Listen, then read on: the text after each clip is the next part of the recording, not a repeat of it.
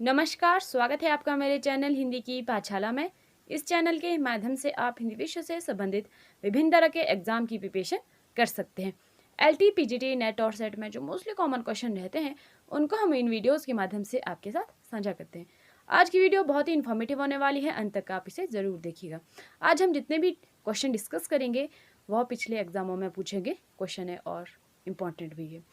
तो चलिए आज की वीडियो की शुरुआत करते हैं। आज का पहला क्वेश्चन है, समय के पाँव रचना के रचनाकार कौन है? समय के पाँव रचना लिखी गई है माखनलाल चतुर्वेदी द्वारा। ठीक है, ये इम्पोर्टेंट है। इसके अलावा पुष्प की अभिलाषा और कैदी और कोकिला, ठीक है, ये भी इनकी कुछ इम्पोर्टेंट रचनाएं हैं। ध्यान रखिएगा, पूछ ली जाती है ये एग्जाम में। तो चलिए नेक्स्ट क्वेश्चन देखते हैं। नेक्स्ट है, हमारे आराध्य संस्मरण किसका है? यह संस्मरण लिखा गया था बनारसी दास चतुर्वेदी द्वारा। ठीक है, और संस्मरण, डायरी, आत्मकथा ये इम्पोर्टेंट क्वेश्चन बन जाते हैं, पूछ लिए जाते हैं अक्सर एग्जाम में। तो चलिए नेक्स्ट क्वेश्चन देखते हैं।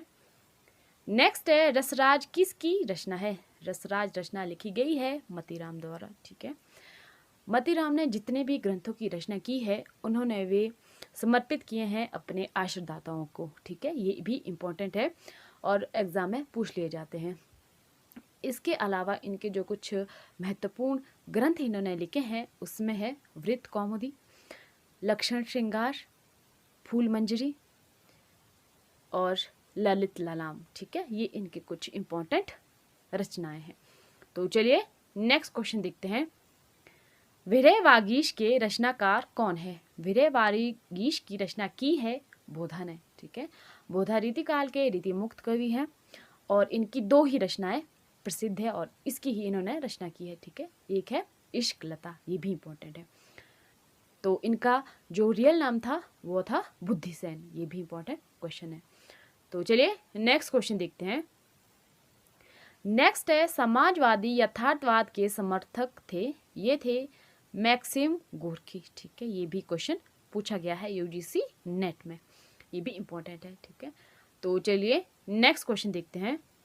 नेक्स्ट है, भक्तमाल में रामानंद के शिष्यों की संख्या थी, इनके जो शिष्य थे वे थे 12 और रामानंद प्रमुख कवि हैं रामकाव्य धारा के। ठीक है, ये इन्होंने ही सबसे पहले पुरस्कर्ता माने जाते हैं ये रामकाव्य धारा के। और जो इनके प्रमुख शिष्यों में से कबीर भी इनके शिष्य रहे हैं और इनकी जो रचनाएं हैं राम रक्षम स्तोत्रम और योग चिंतामणि, ठीक है, आनंद भाष, ये इनकी कुछ इंपॉर्टेंट रचनाएं हैं, इसके बारे में भी पूछा जाता है।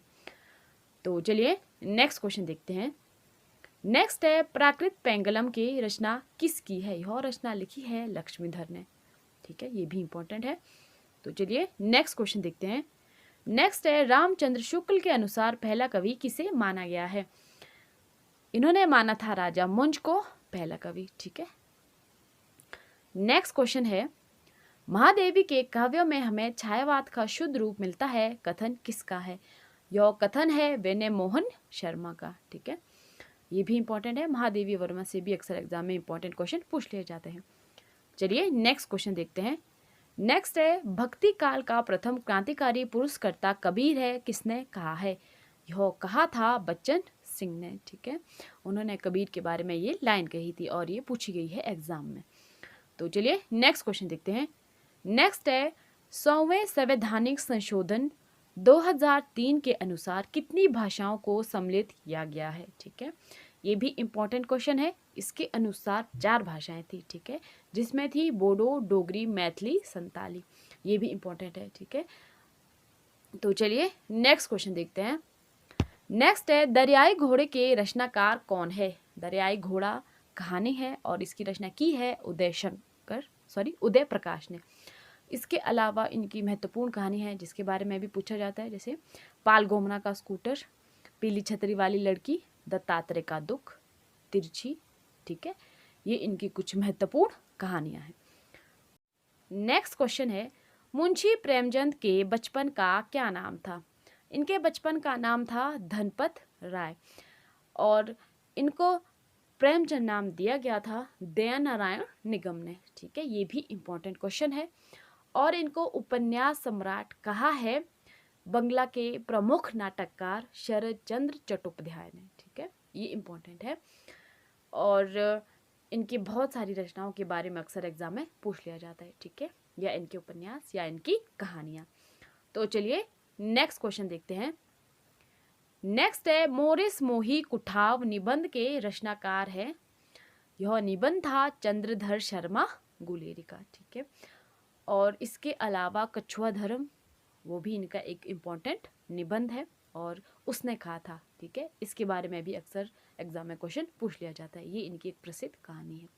तो चलिए नेक्स्ट क्वेश्चन देखते हैं। नेक्स्ट है रस आखेटक रचना के रचनाकार है। ये रचना लिखी है कुबेर नाथ, ठीक है, राय ने, और ये ललित निबंधकार माने जाते हैं।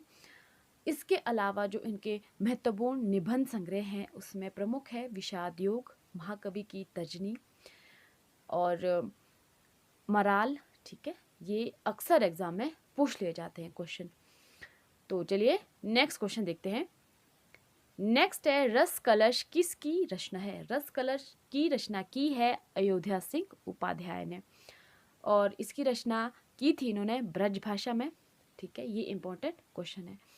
और इसके अलावा जो इनकी पहली रचना मानी है वह है प्रिय प्रवास। ठीक है, वह खड़ी बोली का पहला महाकाव्य माना गया है, जिसकी रचना की थी इन्होंने 1914 ईस्वी में। और इसके अलावा इनके कुछ महत्वपूर्ण रचनाएं हैं जिसमें प्रेम प्रपंच, चौखे चुपदे, चुपदे चौपदे, ठीक है, कल्पलता और हरियोद सतसई, ये इनके कुछ महत्वपूर्ण रचनाएं हैं। इसके बारे में भी अक्सर पूछ लिया जाता है। तो चलिए नेक्स्ट क्वेश्चन देखते हैं।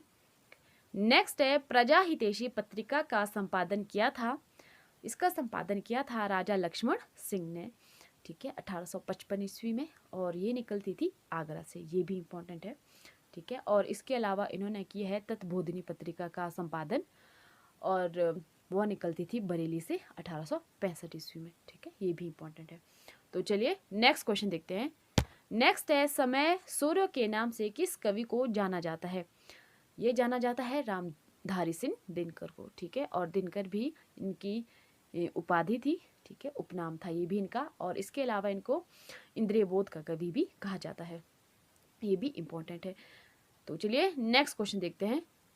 नेक्स्ट है कठिन काव्य का प्रेत किस कवि को कहा जाता है? यह कहा जाता है केशवदास को, और यह कहा था रामचंद्र शुक्ल ने इनको। ठीक है, ये इम्पोर्टेंट क्वेश्चन है। और इनकी रचना रामचंद्रिका, जिसकी रचना इन्होंने की थी 1601 ईस्वी में, उसके आधार पर ही इनको कठिन काव्य का प्रेत कहा जाता है। वो राम कथा से, ठीक है, राम कथा पर वो आधारित है, और उसको ही छंदों का अजायब घर कहा जाता है। ठीक है, ये इम्पोर्टेंट क्वेश्चन है।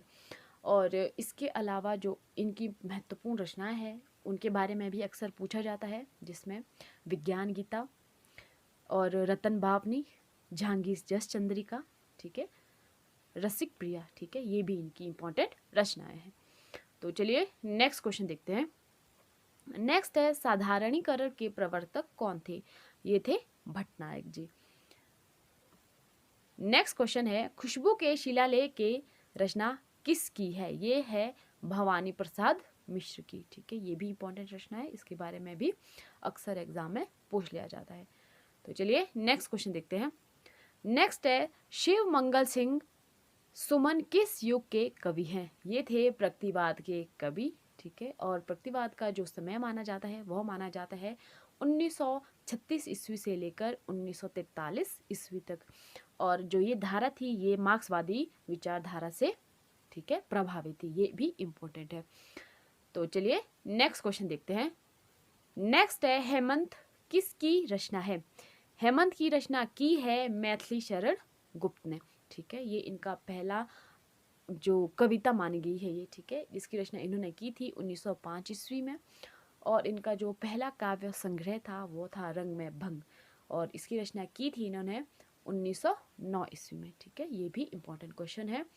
और इनके जो गुरु थे वह थे महावीर प्रसाद द्विवेदी जी। ये भी अक्सर पूछ लिया गया है एग्जाम में। ठीक है, और इनकी जो रचनाएं हैं वो भी इम्पोर्टेंट है।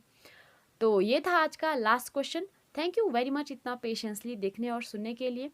मिलते हैं आपको नेक्स्ट वीडियो में। तब तक के लिए आप मेरे चैनल को लाइक कीजिए, सब्सक्राइब कीजिए और अपने दोस्तों के साथ शेयर कीजिए। ज्ञान को आप अपने तक ही सीमित ना रखें, अपने ज्ञान के साथ साथ आप दूसरों के ज्ञान को भी बढ़ावा दीजिए। धन्यवाद।